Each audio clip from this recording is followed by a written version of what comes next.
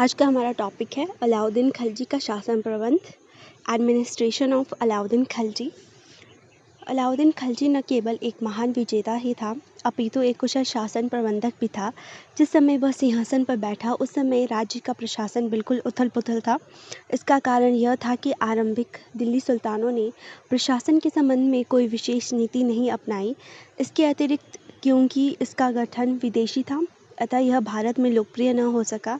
अलाउद्दीन खिलजी ने अपने शासनकाल में प्रशासनिक क्षेत्र में अनेक महत्वपूर्ण सुधार किए तथा इसे नया स्वरूप प्रदान किया।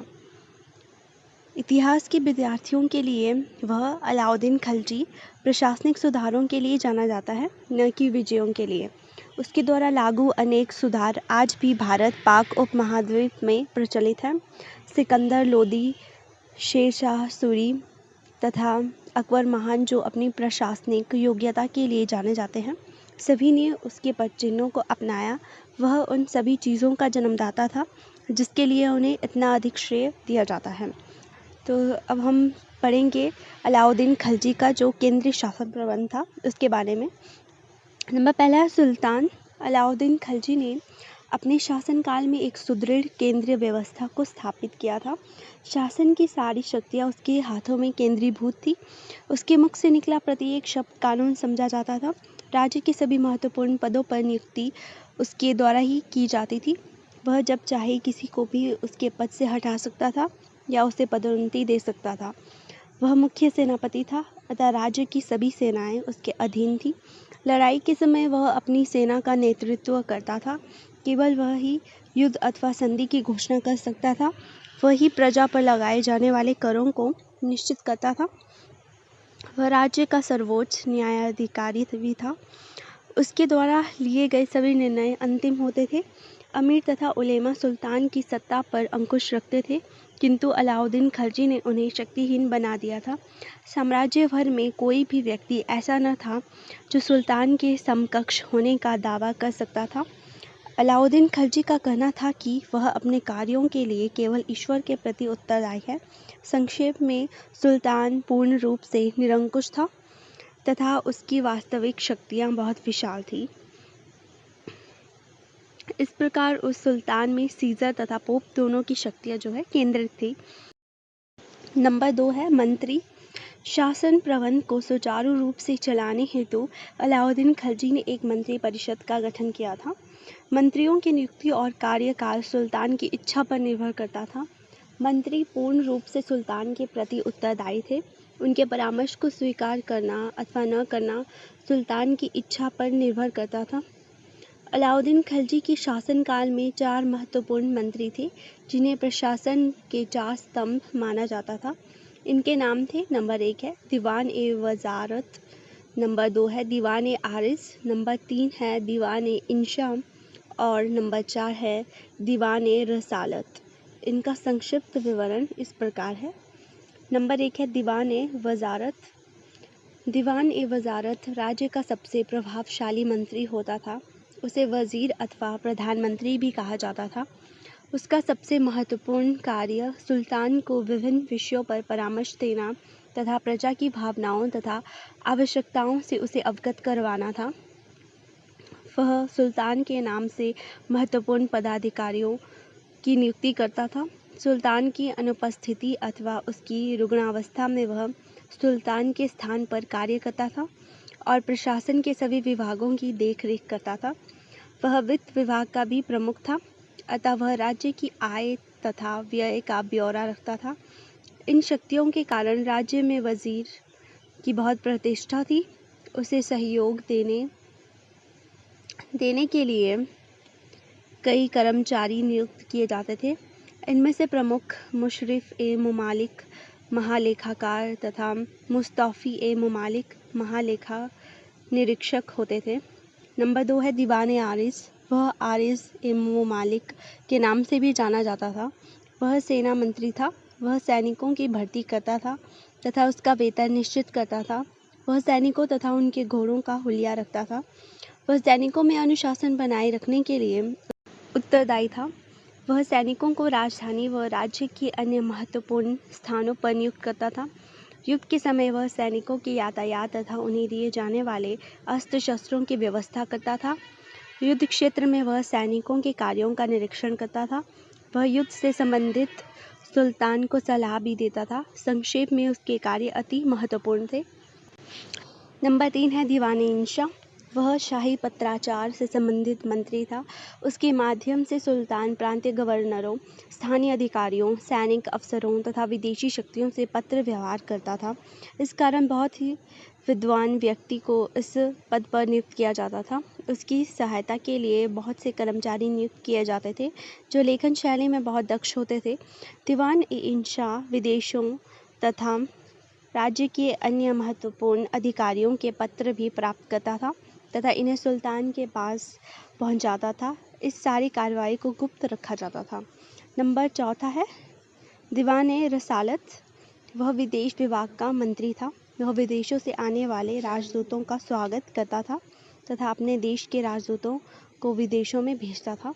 वह विदेशी मामलों के संबंध में सुल्तान को सलाह देता था।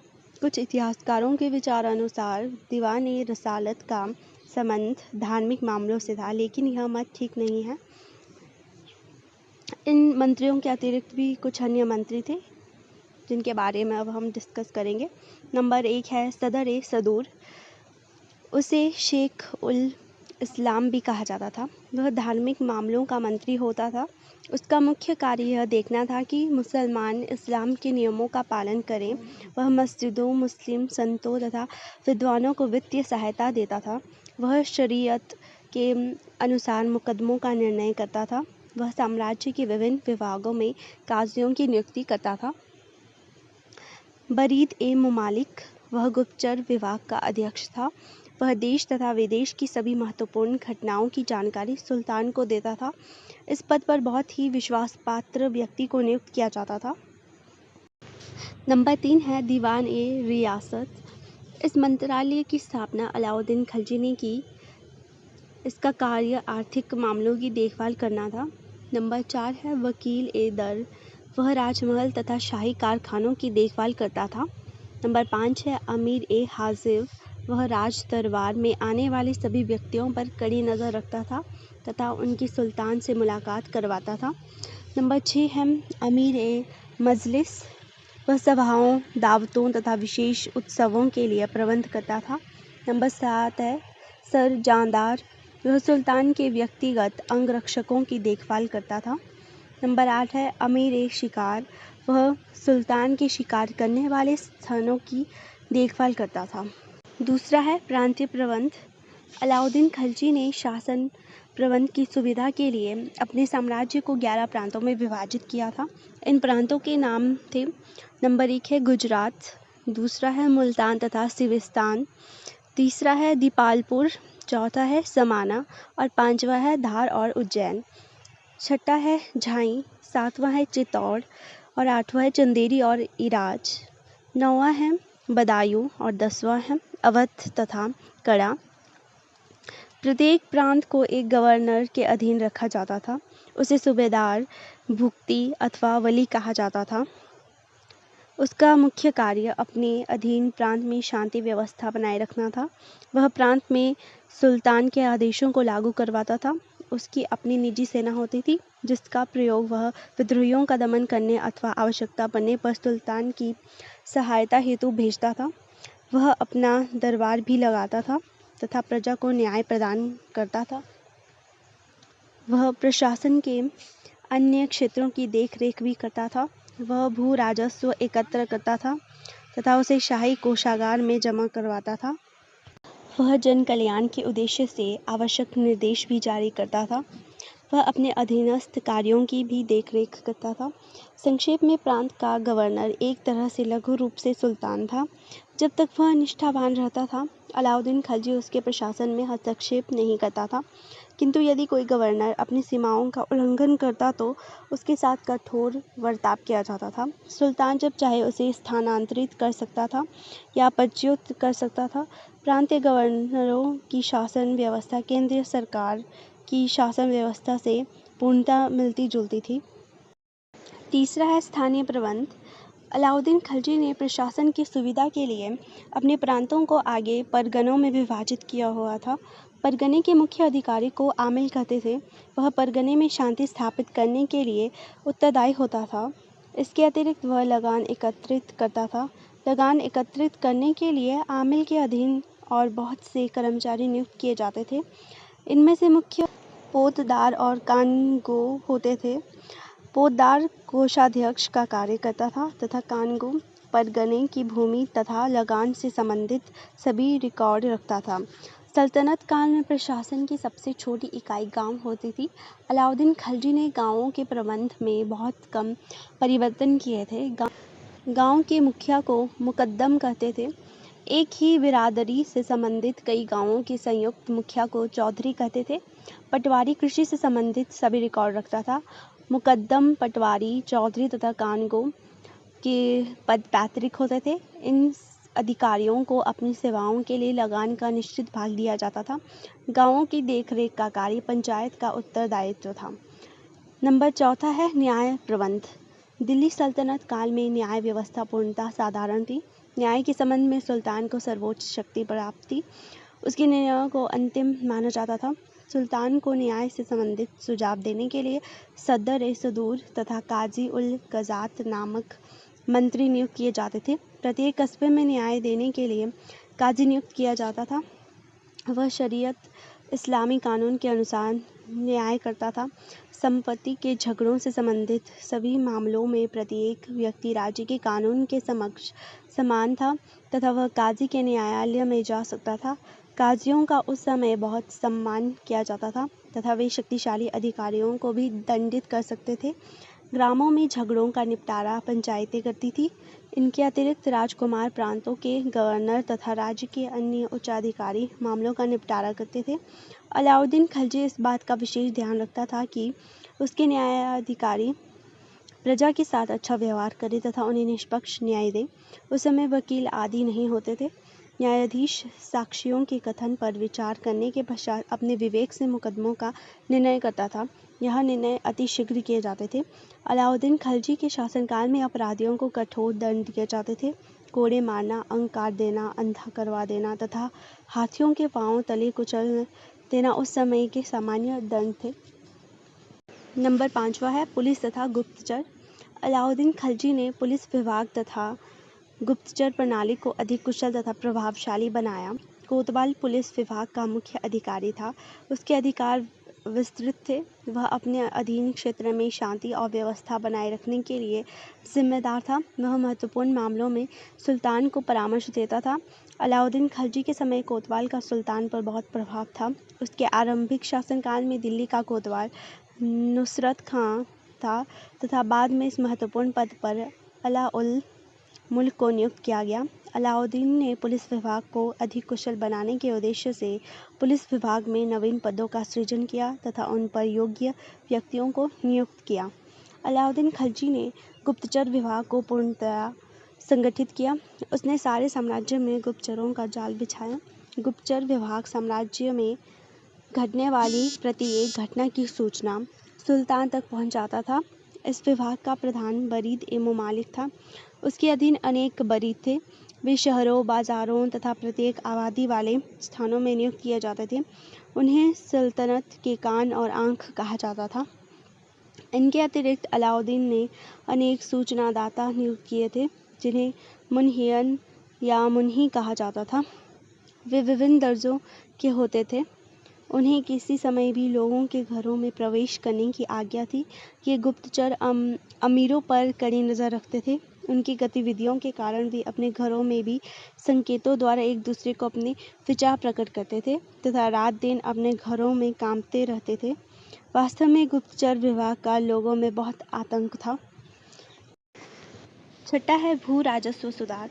अलाउद्दीन खिलजी प्रथम मुस्लिम सुल्तान था जिसने राज्य की अर्थव्यवस्था सुधारने के उद्देश्य से भू राजस्व प्रबंध में उल्लेखनीय सुधार किए। इसका कारण यह था कि दिल्ली सल्तनत काल में भू राजस्व राज्य की आय का सबसे महत्वपूर्ण साधन था। अलाउद्दीन खिलजी से पूर्व भू राजस्व प्रबंध में अनेक दोष व्याप्त थे। प्रथम दिल्ली के आरंभिक सुल्तान भारत में अपनी विजयों अथवा मंगोलों के आक्रमणों से अपने राज्य की सुरक्षा में व्यस्त रहे, अतः वे भूराजस्व प्रबंध की ओर कोई विशेष ध्यान न दे सके। दूसरा, इन सुल्तानों ने अपनी स्थिति को सुदृढ़ बनाने के उद्देश्य से अपने अमीरों, अधिकारियों, विद्वानों तथा उलेमा वर्ग के लोगों को मिल्क राज्य द्वारा किया गया संपत्ति का अधिकार, इनाम, उपहार, इजारत, पेंशन के रूप में दी गई भूमि तथा वक्फ, धार्मिक कार्यों के लिए दी गई भूमि के रूप में जागीरें प्रदान की गई। इन जागीरों के कारण एक तो धीरे धीरे इनके जागीरदार शक्तिशाली हो गए, यहाँ तक कि वे सुल्तान के विरुद्ध षड्यंत्रों में सक्रिय भाग लेने लगे। दूसरा, इससे केंद्रीय सरकार की आमदनी में काफ़ी कमी हो गई। तीसरा, साम्राज्य में कृषि योग्य भूमि की न तो पैमाइश करवाई गई थी तथा न ही विधिवत भू राजस्व निर्धारित किया गया था। चौथा, भू राजस्व अधिकारी बहुत भ्रष्ट हो चुके थे। वे भू राजस्व की वसूली मनमाने ढंग से करते थे तथा अधिकतर स्वयं हड़प जाते थे। इन कारणों से राज्य की अर्थव्यवस्था छिन्न भिन्न थी। का उद्देश्य अलाउद्दीन खिलजी द्वारा भू राजस्व व्यवस्था को सुधारने के लिए निम्नलिखित उद्देश्य थे। नंबर 1 है, अलाउद्दीन खिलजी एक महत्वाकांक्षी शासक था। वह अपने साम्राज्य का विस्तार करना चाहता था तथा मंगोलों के आक्रमणों से अपने साम्राज्य को सुरक्षित रखना चाहता था। इसलिए उसने एक विशाल सेना का गठन किया। इसके लिए उसे धन की आवश्यकता थी। नंबर 2 है, वह मुस्लिम जागीरदारों से उनकी जागीरें छीनना चाहता था क्योंकि वे बहुत शक्तिशाली हो गए थे, यहाँ तक कि वे सुल्तान के विरुद्ध षड्यंत्र रचने से भी बाज नहीं आते थे। नंबर 3 है, भू राजस्व प्रबंध में अधिकतर अधिकारी हिंदू थे। उन्हें अनेक विशेषाधिकार प्राप्त थे। अलाउद्दीन खिलजी इन विशेषाधिकारों को समाप्त करना चाहता था। इसके अतिरिक्त ये अधिकारी बहुत भ्रष्ट हो चुके थे।